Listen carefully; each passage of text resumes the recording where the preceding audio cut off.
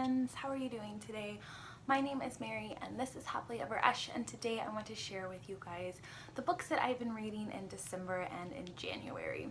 December was a pretty okay reading month for me. I read some good books, but nothing that like blew me out of the water, and so it was kind of like a coasting at the end of 2017, which is totally fine. And then in January, I started to pick up some really great books. I felt like renewed and refreshed for the year, and then again kind of took a nosedive at the end of January and I just wasn't reading a lot, but I'm feeling like I'm picking back up in February. So anywho, I'm really excited to share with you guys the books that I read. The first book that I finished in December was Nothing to Envy: Ordinary Lives in North Korea, and this is by Barbara Dimick. And this actually, when I was a freshman in college, was the one read that our university picked, and clearly I did not read it. Yeah, I still have the paper in here about that. So this in 2012 was when I started college, and so this was the pick that everyone was supposed to read, which I clearly didn't, but I'm so glad that I picked it up eventually in 2017. Really enjoyed the way that Barbara Dimick told this story. It is very much narrative nonfiction, which is my favorite. I read Behind the Beautiful Forever's Life, Death, and Hope in a Mumbai Undercity at the very beginning of 2017, and I really enjoyed it, and this one made me think a lot about it. So this is following lots of different defectors from North Korea telling their story to Barbara Dimick. You get a very wide scope of what went on in North Korea from the time of the war, where the country split, pretty much to modern day, or modern day being early to mid 2000s. I really enjoyed this book. You get a pretty intimate picture, both of what's going on economically and socially, but also in these people's lives. I listened to it half on audiobook and read the physical book. The audio was really great in case you were wanting to pick that up. I think narrative nonfiction translates really well to audiobooks, but all in all, a really solid read. I read The Accusation by Bandy, which was a collection of short stories from a North Korean writer who's still actually living in North Korea today. They were snuck out of the country and published anonymously. Bandy's a pen name, and I felt like that collection was very powerful, but even more so after reading this and just kind of understanding what was going on in the country politically and socially. And yeah, it was just, both of those books coupled together I think would be perfect. Next, I finished Angela Thirkel's High Rising. This is a modern classic, and we follow this little town and kind of the everyday goings-ons in this little town. Our main protagonist's name is Laura, and she is a writer, and she is very social with the townspeople, a very, not a busybody, but likes to know what's going on, and kind of fix the problems of the village people, if you will. So, and we're following one of her dear friends who has a secretary come into town, and she wants to do more than just be his secretary. You can tell she has some ulterior motives in her job, and so Laura's kind of trying to halt the plans of this secretary. And this is very sweet, very twee. It is set over Christmas time, and quite a lot of this book wasn't like blow your socks off good, but it was fine to read at the time. I don't know if I will be continuing on with Angela Thirkel. She makes a lot of very comments that I understand are a product of the time of this writing, but still as a reader who does not agree with a lot of the racist and like this glorifying of the Anglo person. And again, I understand you can make lots of arguments that it is of this time, it's how these people would have thought and wrote, and I understand that, but as a modern reader, I can't get on board, and it's not something that I can just kind of breeze past. And it wasn't like it happened once, it was like it felt like it happened a lot, and so I think that did kind of put a little bit of a bad taste in my mouth, just the way that the comments were constructed and stuck in there. They didn't add anything to the story, and it was just completely unnecessary. Can you see this cat? Get down, get down. You're gonna knock this over and kill yourself. Get down.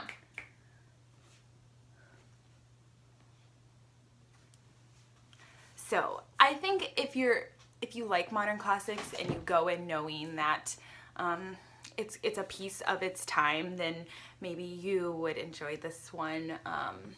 But yeah, it is very, you have to be, or at least I have to be, in a very specific mood to read books like this. So yeah, all in all, it was an okay read. Nothing I'm going to write home about. Next, I picked up the fifth, I think this is the fifth, in Louise Penny's Three Pines Armand Gamache series, and that is The Brutal Tallied. And I think mystery-wise, this has been one of my favorites. So if you don't know anything about Louise Penny's Three Pines series, we're following Inspector Armand Gamache, and there just happens to be all of these crimes that are happening in this tiny little town in Three Pines, or are some way connected to this tiny little town. So Armand Gamache keeps going back. He's making relationships with the villages, and I love the setting of Three Pines. I thought the mystery in this was one of the best mysteries that I've read in all of her series. I don't know if this book is necessarily my favorite, but I really, really enjoyed the mystery, and I can't wait to continue on. And then last but certainly not least, I picked up A Monster Calls by Patrick Ness, illustrated by Jim Kay. And then the story idea was inspired by Siobhan Dowd. I'm sorry, I'm probably not, that's her name. I enjoyed this book. This follows a young boy named Connor, and he's dealing with a lot of kind of hard things in his life, and while he's going through it, there is this old tree that manifests itself as a monster and comes knocking on Connor's door to kind of help him deal with what he's dealing with, and not always in the most like jolly way, kind of in a hard, gritty, real way. And we follow Connor as he kind of reckons with this monster that's coming to his home. I did not love this book like some people love this book, and I understand why this is such a beloved story, and I think had I read this as a teenager, I would have adored it. And I think there's something kind of special about reading books and being able to appreciate them for what they are, but also being able to appreciate them for what they are now, but also being able to say, like, this is something like at a point in my life I would have loved. And I don't know, it's a cool kind of special thing. So yeah, this is so beloved. It has gorgeous illustrations in it. Let me see if I can, there's one of the monster. So gorgeous illustrations. It's a beautiful book. I definitely shed many tears at the end. But yeah, I wasn't quite as smitten with it as a lot of people are. So that's all I read in December. Now moving on to January, I was really good, or tried to be really good in January and write down all my thoughts in my notebook, but my cat got a hold of it and like destroyed it. It's fine, I can still read my thoughts. So the first book that I finished was The Breakdown by B.A. Paris, and this is just what I needed to kick off the year. It is a really fun, not too serious thriller. I read it super quick. I really liked how B.A. Paris told the story and built the suspense. A woman is driving down this road and she sees that someone is broken down, and it's a twisty kind of back road. It is raining. It is kind of a sketchy situation, and she stops and is going to help this woman, but then decides, better not.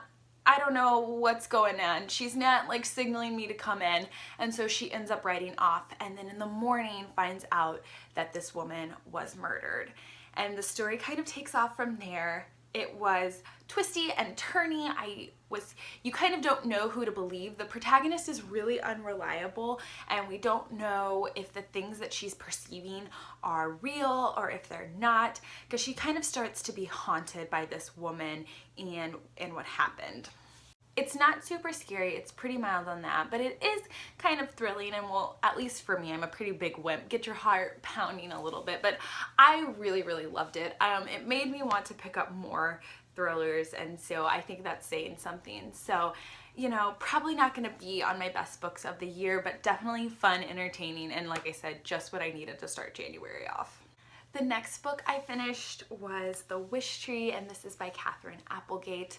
This is a middle grade story being told to us by an old tree named Red, and she is the home to lots of little woodland creatures and her best friend that is a blackbird. And she's telling us the story of the neighborhood that she's been in. She's called the Wish Tree because every year people come and tie wishes to her branches, things that they want to happen, and it's just kind of a tradition in the neighborhood. This book looks at friendship. It looks at difference and diversity in friendship. It looks at the power of our voice and the power of speaking up for things, even if it's not the most comfortable thing to do. The storytelling was lovely and whimsical and just perfect for a middle grade story. I think that this book is really timely, and I think that it's something that I would want to read to my children who would be age appropriate for this book. It was lovely. I haven't been moved by a middle grade like this in quite a long time, so it was so fun and wonderful, and I can't suggest it enough. I listened to the audiobook and it was only like 2 hours, so you know, if you're spending a day cleaning or just around your house, a great audiobook to throw on and just love. It's so sweet. I heard that the physical copy though has really beautiful illustrations, so that's probably worth checking out as well. But yes, I would highly recommend it. It was just beautiful. Next, I finished The Bear and the Nightingale by Catherine Arden. This is the first in her Winter Night trilogy, and another one that I had so much fun with. This again is very whimsical and dreamlike. We're following Vasilisa, who lives in the Russian wilderness, and there is so much myth and legend and just kind of mysterious creatures that surround the culture of this Russian forest and wilderness that we're in. We kind of see that contrasted with the religion that is coming in, and we see those two, how they could work together and be this beautiful thing, or how they can kind of clash and collide. I also thought there is kind of an interesting dynamic in the dangers of trying to make yourself your own god, or the god of people, and just how dangerous and detrimental not only to you but to the people around you that can be. So this was a lot of fun. Like I said, very dreamlike. It almost, like, my kind of memories of reading it is like it's blurry on the edges, kind of like a dream, kind of coming in and out like smoke or fog, just very ethereal and dreamlike and just magical. So I went ahead and picked the second one up from the library because I want to read it pretty close, because while I loved all those things, I also think it is going to make it very easy to forget the details. So wanted to go ahead and pick the second one up, and I hope to get to it in February, but I really, really loved that book, and in general have just heard really great things from others about it as well. Next, I finished The Best We Could Do by Thi Bu. I'm sorry if I'm pronouncing that wrong. This is, like it says, an illustrated memoir, and this is following the author and her family immigration from Vietnam. The author and her family experienced a lot of the conflict that was happening in Vietnam due to the colonialization from France and just dealing with the repercussions of that, but also from the conflict of the war that America was also a part of. I really loved the way the author told her story. It's really a story of her family and immigration and what it means to be part of a place. The illustrations are really beautiful, and they're all in these pretty like red tones and all pretty dark. Let's see, the author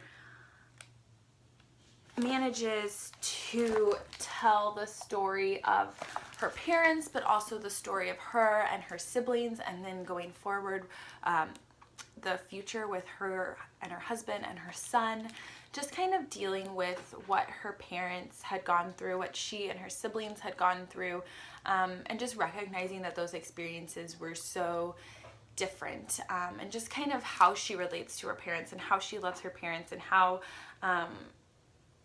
you kind of move forward but can never totally escape the past, and just so many beautiful things in this book. I'm not the biggest fan of graphic memoirs or novels just in general. I would prefer to read the words, but even if you're like that, I still would suggest picking this up because her illustrations are beautiful and her story is important. I still think that this is worthwhile and worth your time. And I think I will go ahead and look into more graphic memoirs because I think that the author is just telling a different and unique story through them, if that makes sense. So even though it's not my preferred medium to consume stories, it's still important, and I think her choosing to tell her story through a graphic novel was intentional. Does that make sense? I hope it makes sense, but I would highly suggest if you can get your hands on this. It was really beautiful. My favorite parts were definitely her just kind of reckoning with her relationship with her parents and looking back on that and looking forward on it. It was beautiful. Okay, and last but not least, I finished Quiet, The Power of Introverts in a World That Can't Stop Talking. And this was super interesting. My husband is definitely an introvert, and at times I would consider myself an introvert. I would probably consider myself more introverted than extroverted.